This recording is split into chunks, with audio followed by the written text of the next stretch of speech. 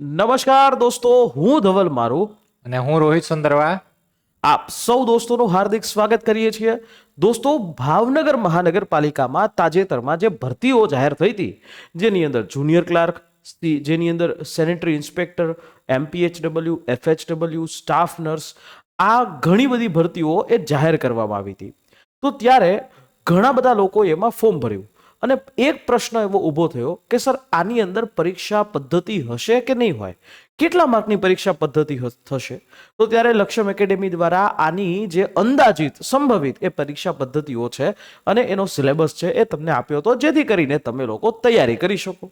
અને અત્યારે હાલમાં એ જ પ્રકારેથી લક્ષ્યમ એકેડેમી દ્વારા જે રીતે તમને કહેવામાં આવ્યું હતું એવી જ રીતેથી આ સિલેબસ છે એ જાહેર થયો છે. એક એક ભરતી ઉપર આખો જોઈ લઈએ અને અલગ અલગ વેકન્સી, અલગ અલગ જગ્યાઓ છે એના ઉપરનો આખો આ સિલેબસ લેટ્સ સી. તો સર, અત્યારે આના અંદર જે ભાવનગર મહાનગરપાલિકાનો ઓફિશિયલ ફિલિંગ હમણાં જ હજી કહેવાય ને કે હજી 2-4 દિવસ જ થયા. યસ, 2-4 સિલેબસ આવી ગયો સાહેબ, ઓલમોસ્ટ. 11 તારીખ મને યાદ છે કે 11 હા. તારીખ સુધી ફોર્મ ફિલઅપ જે છે થઈ શકતું એટલે હતું. હમણાં જ તમારી પાસે એટલે કહેવાય કે ફોર્મ ફિલિંગના 2-4 દિવસમાં સિલેબસ મળી ગયો. સારું કહેવાય સાહેબ, મ્યુનિસિપાલિટીમાં પણ આવું કામ થાય તો સારું ચોક્કસથી કહેવાય. સર. ઠીક છે. ઓકે, તો સાહેબ હવે તમે સૌથી પહેલાની માર્કિંગ જે છે પદ્ધતિ એ સમજાવી દો. જો હવે આમાં તો કે 2 કલાકનો ટાઈમ, બધામાં 2 કલાકનો ટાઈમ રહેશે. બધા જેટલી પણ પોસ્ટ 104 જગ્યાઓ અલગ અલગ સાહેબ આમાં પોસ્ટ છે. હવે કુલ ગુણ તો કે બધામાં 100 ગુણ રહેશે. આ સેમ રહેશે, કલાકે 2 કલાક જ રહેશે. કુલ પ્રશ્નો પણ 100 રહેશે. તો આ તો સેમ જ છે અહીંયા કે તમારે એક્ઝામમાં 100 પ્રશ્નોનું પેપર રહેશે, 100 ગુણ રહેશે અને 2 કલાકનો સમય તમને બધામાં મળશે. સાથે તો કે નેગેટિવ માર્કિંગ 0.33, તમે ખોટો કરો તો પણ એ, તમે છોડી દો તો પણ તમારા 0.33 કપાશે. અને જો તમારે એટલે એનો મતલબ કે એ એટેમ્પ કરવાનો છે, ચેક કરો કે એવું કંઈ કરો તો પણ તમારા 0.33 માર્ક્સ કપાશે આમાં. ઠીક છે. ચોક્કસથી. તો હવે સૌથી પહેલા આપણે અભ્યાસક્રમ સિલેબસ જોઈ લઈએ અને એની પરીક્ષા પદ્ધતિ પણ સમજી લઈએ. વહીવટી અધિકારી એક જ જગ્યા હતી, પણ અને એ વહીવટી અધિકારીની અંદર ફોર્મ થોડાક જ ભરાણા હતા. તો એનો આખો આ 100 માર્ક્સનો સિલેબસ છે, જેની અંદર ગુજરાતી ભાષા અને વ્યાકરણ જે તમારું 15 માર્ક્સનું હશે, અંગ્રેજી ભાષા અને વ્યાકરણ જે તમારું 15 માર્ક્સનું, સામાન્ય જ્ઞાન એટલે જીકે જે તમારું 20 માર્કનું હશે, એપ્ટિટ્યુડ અને રીઝનિંગનું જ્ઞાન જે તમારું 25 માર્કનું થશે, અને વહીવટી અધિકારી એટલે કે જગ્યાને લગતી જે હેતુલક્ષી પ્રશ્નો, એમસીક્યુ પ્રશ્નો, એ 25 એટલે કે વહીવટી અધિકારીને લગતા પ્રશ્નો હશે, જે ટોટલ 25 માર્કના થશે. આ વહીવટી અધિકારી સાહેબ શું પોસ્ટ છે ને, હમણાં આખો નોટિફિકેશન પૂરી થશે એટલે ખબર પડશે કે જે નોટિફિકેશનમાં છેલ્લે સાઇન છે વહીવટી અધિકારીની જ છે કદાચ. યસ. સાથે તો કે ભાઈ નાયબ કાર્યપાલક ઇજનેર જે સિવિલમાં, તો કે જે લોકો એન્જિનિયરિંગ કરેલું ડિપ્લોમા કે જે ડિગ્રી પ્રમાણે, તો એમાં પણ સેમ એવું જ છે. ગુજરાતી ભાષા 10 માર્ક, અંગ્રેજી ભાષા 10 માર્ક, પછી સાથે સામાન્ય જ્ઞાન 10 માર્ક, અને અહીંયા એપ્ટિટ્યુડ 10 માર્ક. 60 માર્કનું અહીંયા પણ ટેકનિકલ નોલેજ છે સાહેબ, 100 માર્ક આના છે. એટલે આ રીતે નાયબ કાર્યપાલક ઇજનેર સિવિલ, કાર્યપાલક ઇજનેર જે આપણે કહીએ એ સિવિલ વિભાગ. પછી સાહેબ સેનેટરી ઇન્સ્પેક્ટર. તો સેનેટરી ઇન્સ્પેક્ટર છે એમાં પણ 100 માર્કનો સિલેબસ છે, આગલા જેવો જ છે, પણ એમાં કઈ રીતે છે, માર્કનું વેઇટેજ ઘટી ગયું. માં 15 માર્ક હતા, અહીંયા થઈ ગયા 10 માર્ક. એટલે ગુજરાતી 10 માર્કનું આવશે, ઇંગ્લિશ છે, ઇંગ્લિશ વ્યાકરણ એ 10 માર્કનું આવશે, સામાન્ય જ્ઞાન 10 માર્કનું આવશે, કમ્પ્યુટર એપ્ટિટ્યુડ અને રીઝનિંગ એટલે આ મેથ્સ અને રીઝનિંગ છે એ 10 માર્કનું, એટલે 5 માર્કનું મેથ્સ, 5 માર્કનું રીઝનિંગ. પણ અહીંયા સેનેટરી ઇન્સ્પેક્ટરને લગતું એટલે કે જગ્યાને લગતું શૈક્ષણિક જ્ઞાન એ તમારું 60 માર્કનું થશે, અને આ બધા એમસીક્યુ વાળા પ્રશ્નો હશે. તો આ રીતે આ સેનેટરી ઇન્સ્પેક્ટર જેના આ એમસીક્યુના 100 માર્કની આખી પરીક્ષા પદ્ધતિ અને આ એનો સિલેબસ.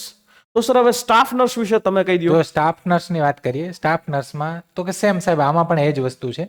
10 માર્ક તમે જો સ્ટાફ નર્સમાં તો ગુજરાતી ભાષા છે, 10 માર્ક અંગ્રેજી ભાષા છે, સામાન્ય જ્ઞાનના પણ 10 માર્ક. એટલે આમાં ટૂંકમાં વસ્તુ એ કરી છે કે જે એસઆઈની પોસ્ટ છે, સ્ટાફ નર્સની છે, સાથે સાથે આપણે આગળ જોશું એફએસડબલ્યુની છે, આ જે પોસ્ટો છે એમાં તો કે આ લોકોએ આ વેટેજ 40 માર્કનું રાખ્યું છે. 60 માર્કનું વેટેજ છે એ તમારું ટેકનિકલ કરી દીધું છે. ટોટલ 100 માર્ક્સ કર્યા સાહેબ, આમાં બીજું કંઈ આમાં કંઈ ડિફરન્ટ નથી. ટોટલ તમે જોવો અહીંયા તો કે 40 mark same as it is same ઉપર જેવું, 60 માર્ક છે વેટેજ આપ્યું છે કોને, તો કે ભાઈ તમારા ટેકનિકલ નોલેજને. આગળની વાત કરીએ આપણે, આગળ ટેકનિકલ આસિસ્ટન્ટ, આમાં થોડીક જગ્યા પણ સાહેબ કંઈક વધારી હતી કે એવું કંઈક હતું. યસ, ટેકનિકલ આસિસ્ટન્ટની અંદર જગ્યાઓ વધી હતી, અને આ ટેકનિકલ આસિસ્ટન્ટ સ્પેશિયલી ઇલેક્ટ્રિકલ વાળા માટે, એટલે કે ઇલેક્ટ્રિકલ કરેલું હોય એના માટે.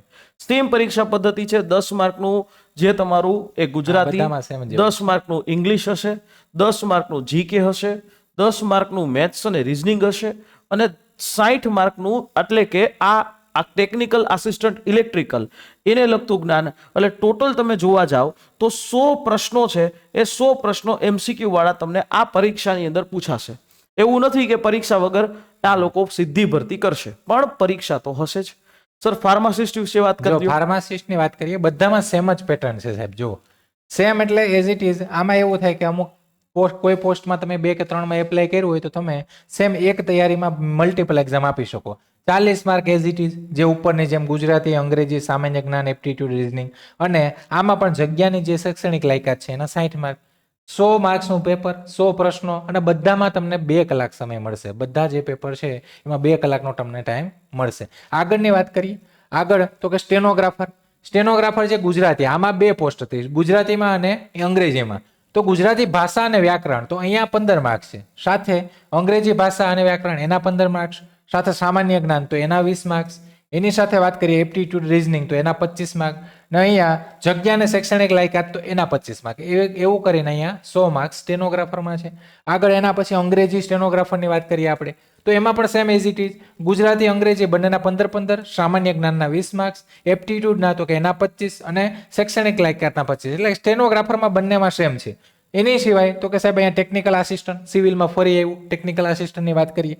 ટેકનિકલ આસિસ્ટન્ટ સિવિલમાં તો એમાં પણ ગુજરાતીના 10 માર્ક છે, અંગ્રેજીના 10 માર્ક છે. એટલે અહીંયા સેમ પાછી એ જ પેટર્ન, 4 જે વિભાગ છે 10-10 માર્કના અને 60 માર્કનું. અહીંયા ટેકનિકલ નોલેજ 100 પ્રશ્ન આના. આગળ વાત કરીએ તો કે આગળનું આ છે મેન, તો કે ભાઈ અહીંયા કોમ્પિટિશન તમને દેખાય, female health worker, multiple purpose health worker, SI, પછી સાથે સાથે કે જુનિયર ક્લાર્ક, હમણાં મેન જે આપણી ફેવરિટ બધાની એ આગળ આવશે. તો કે ફિમેલ હેલ્થ વર્કરમાં તો કે અહીંયા ચેન્જીસ અહીંયા થયો છે, બધાને જોતા થોડો ડિફરન્ટ અહીંયા લાગ્યો છે કે અહીંયા શું થયું કે ભાઈ ગુજરાતીના 10 માર્ક છે, અંગ્રેજીના 10 માર્ક છે, સાથે તો કે સામાન્ય જ્ઞાન અને એપ્ટિટ્યુડ એટલે કે ગણિત, રીઝનિંગના 10 માર્ક. પણ અહીંયા 60 માર્ક, જે આ 60 માર્ક છે એ કોના આપ્યા છે તો કે અહીંયા ફિલ્ડને લગતા ટેકનિકલ આપ્યા છે. સેમ તો કે multipurpose health worker MPHW, same એમાં પણ એ જ વસ્તુ છે, 4 વિભાગના 40 માર્ક અને તમારા 60 માર્ક તમારા ટેકના. તો આમાં ઘણીવાર સાહેબ આમાં એવું બન્યું હશે કે ફોર્મ ફિલિંગમાં ઘણા લોકોએ એવું કર્યું હશે કે ભાઈ હવે પેટર્ન આ જ છે 20-25 માર્ક જેવી, તો ફોર્મ ફિલિંગમાં એ વસ્તુ થઈ હશે. આગળની વાત કરીએ સાહેબ જુનિયર ક્લાર્ક છે, તો જુનિયર ક્લાર્કમાં પણ 17 જેવી જગ્યાઓ હતી. આ મ્યુનિસિપાલિટીમાં અને એક જગ્યા વધારવામાં આવી. એક સૌથી ફેવરિટ પોસ્ટ બધાની જુનિયર ક્લાર્ક. આમાં બધા લોકો ફોર્મ ભરી શકે, કોઈ પણ સ્નાતક હોય. જુનિયર ક્લાર્કની અંદર તમે ખાલી સિમ્પલી સ્નાતક હોય એટલે તમે આ ભરતી માટે એલિજિબલ છો, તમે આ ભરતીમાં ફોર્મ છે એ ચોક્કસથી ભરી શકો. રહી વાત તો આ જુનિયર ક્લાર્કની અંદર તમે જોવા જાઓ તો આનો સિલેબસ એ આના આગલા જેવો 100 માર્કનો છે, 2 કલાકનો સમય મળશે.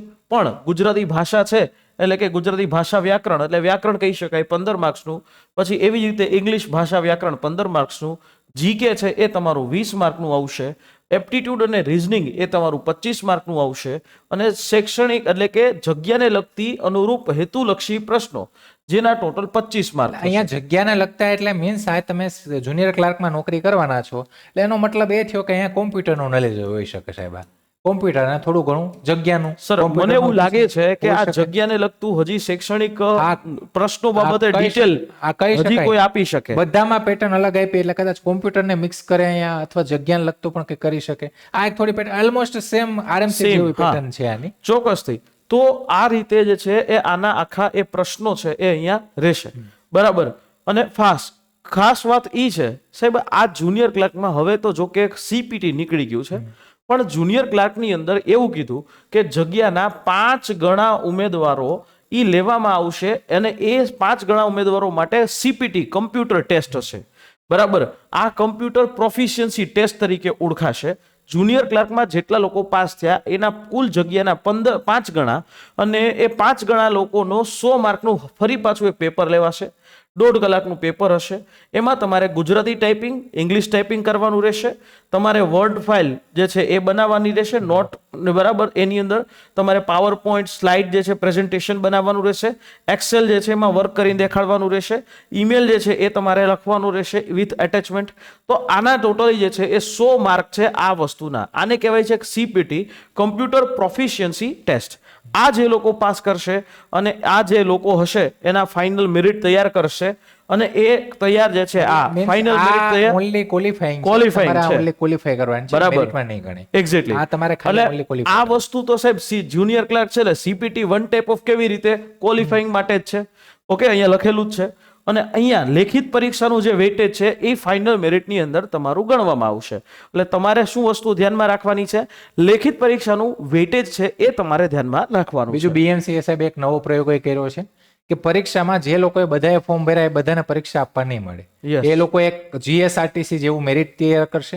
એમાંથી અમુક ગણા જે લોકો છે એને જ પરીક્ષા આપવા માટે બોલાવશે ને એના જ કોલ લેટર ઇસ્યુ થશે. ચોક્કસથી. એટલે એ હવે આવનારા સમયમાં ખબર પડે કે આમાં કેટલા લોકો સિલેક્ટ થાય છે. બધાનું એક સિલેક્શન લિસ્ટ છે, એક્ઝામ આપવા માટે બની શકે છે.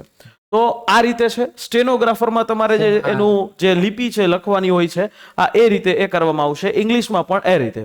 પણ તમારે કોઈ પણ પ્રશ્ન, જો કોઈ વ્યક્તિ, હવે આજના સમયમાં ઘણા બધા લોકો છે ને પૈસાના પડાવી અને સરકારી નોકરીના સપનાઓ દેખાડે છે. સરકારી નોકરીના સપનાઓ દેખાડી અને કોઈ પણ ફ્રોડ તમારી સાથે કરવા ઈચ્છતા હોય છે. પરંતુ અહીંયા ચોખ્ખોસથી કીધું છે કે આ ભરતીમાં કોઈ પણ પ્રકારનો ફ્રોડ છે એ થઈ શકે એમ છે નહીં. અને જો તમારી પાસે કોઈ આવું વ્યક્તિ આવે છે તો એનો સાથ આપવાની જગ્યાએ, છેતરાવાની જગ્યાએ આ હેલ્પલાઇન નંબર ઉપર તમારે કોલ કરી અને તરત જ ધ્યાન છે એ ભાવનગર મહાનગરપાલિકાનું દોરવાનું રહેશે. બીજું સાહેબ, જો આમાં એક જગ્યાની વાત આવી હતી ને, તો આ એક જગ્યાની વેલ્યુ અહીંયા છે, વહીવટી અધિકારી. આવી કોઈ પણ નોટિફિકેશનો હોય એમાં હંમેશા સાઇન છે એ વહીવટી અધિકારી હોય એની જનરલી થતી હોય છે. તો આ વેલ્યુ છે વહીવટી અધિકારીની. આશા રાખીએ આ માહિતી સમજાઈ હશે અને આ જ પ્રકારની તમામ અપડેટ્સ માટે તમે અમારી ટેલિગ્રામ ચેનલની સાથે જોડાઈ શકો છો અને અમારા યુટ્યુબ ચેનલ છે એને સબસ્ક્રાઇબ છે કરી શકો છો. પરંતુ આ ભરતી બાબતે જો તમારે તૈયારી કરવી હોય તો એક હેલ્પલાઇન નંબર આપી રહ્યો છું, 9429077607. આ હેલ્પલાઇન નંબર છે, એના ઉપર કોલ કરી અને તમે સમગ્ર માહિતી છે એ લઈ શકો છો. ફરી પાછા મળીશું નેક્સ્ટ અવાજ કોઈ સેશનની સાથે. ત્યાં સુધી મને રજા આપશો. જય હિન્દ, જય ભારત.